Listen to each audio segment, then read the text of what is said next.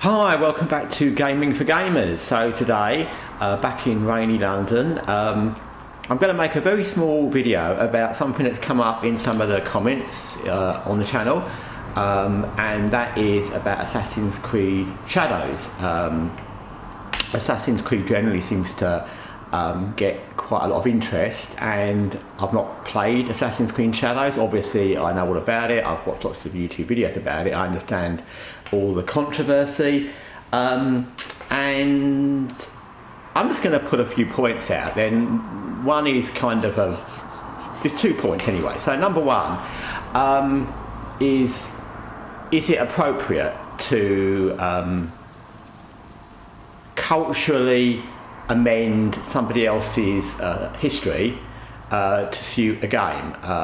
So if you, in lots of media nowadays, and we see it often, not just in gaming, this because of diversity and what they call wokeness, there's plenty of general media, movies, series, where different cultures, different colours of people are placed in situations where in history, especially historical places, where in history they may have been, but not to the amount that they would have been in the series or in the media. So it's a bit like you have a thing about medieval Europe, and you manage to place in 2 or 3 black characters and a couple of Asian characters, etc. And there might have been odd black characters and Asian people, but not to the level that they are represented in the series or the film or the game. That's quite common nowadays. And so that's that kind of let's stretch what really happened to fit what we want to do now, and that's kind of anyway, like I said, I don't know what everyone's thoughts are about that. I know what I kind of think. And then we have Assassin's Creed Shadows, where you take a Japanese situation, a samurai, and you insert a black character into that. And according to everything I've seen, and I've not researched this like to any level, but apparently there was a black samurai, and it's quite possible there was. I mean, who knows? There may have been. There were millions of samurais, I guess, but it's certainly not representative of how it would have been if there was one. There certainly wasn't 20. So let's find a way to say that can be realistic in a game where it's really stretching it. It's like having, like I said, like having 3 or 4 black characters in a Victorian situation in London, where again there might have been a few, but not to the level that they're represented in media. So it's bizarre. Is the thing I'm thinking. It's bizarre enough in media. And there's lots of examples of series on Netflix. Again, I'm not going to go into all of those because this isn't about Netflix or series or movies, where characters have been changed from games. Actually, it's a very well-known example where they've been changed from games to reflect more diversity away from what the game would have been. And that's just strange in itself, because it's kind of forcing it on people where it's not realistic. And again, there may well have been a black samurai, but it certainly wasn't many. So to say, well, let's just make this character the black samurai, although there weren't any others, although there might have been one in history, is a bit odd. And that leads me on to point 2, which is, why would they do that? Because Ubisoft and the game developers and everybody knows that that's going to cause a big uproar. I mean, they may not have realised it would cause a big uproar from Japan, but they would certainly have realised it would cause an uproar generally from gaming, from reviewers, from players, because it's obviously a decision that's been made specifically to do that because it's a black character.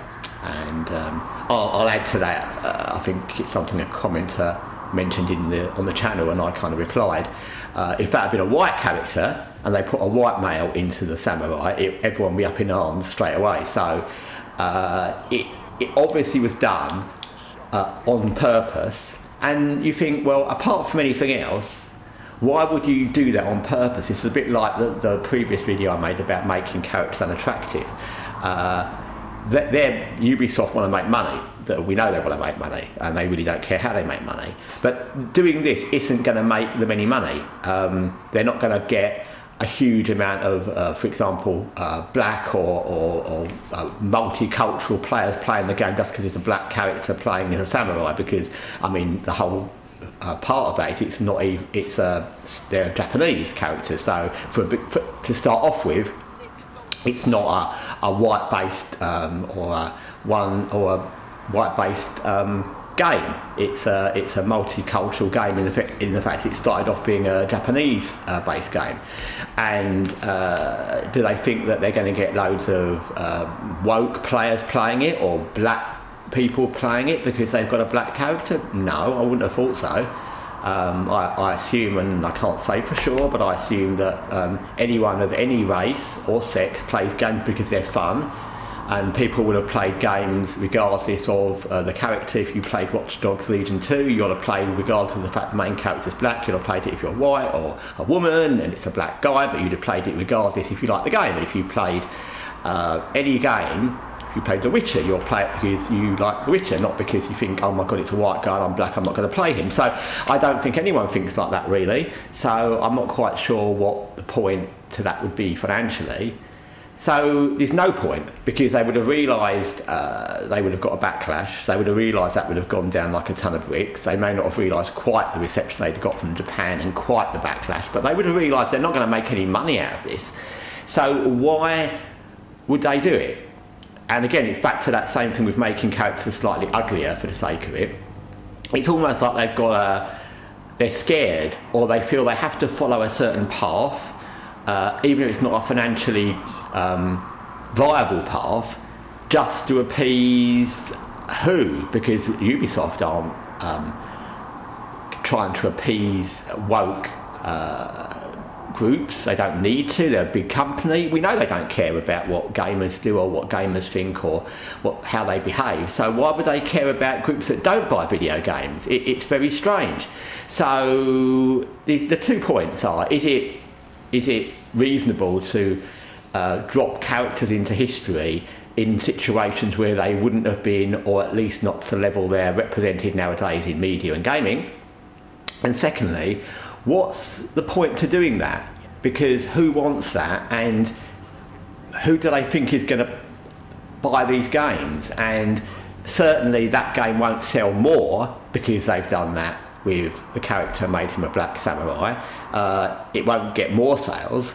It's more likely to get less sales because of the controversy and people will steer clear of it, but it certainly wouldn't get more sales because of that. So it doesn't make any sense. So it's really odd, a bit like I said, making the character less attractive, that people or game developers, game publishers make decisions, and we know they make loads of scummy decisions about live service and pay to win and everything. They make loads of scummy decisions where they do things to benefit themselves financially, where they don't care about the gaming community.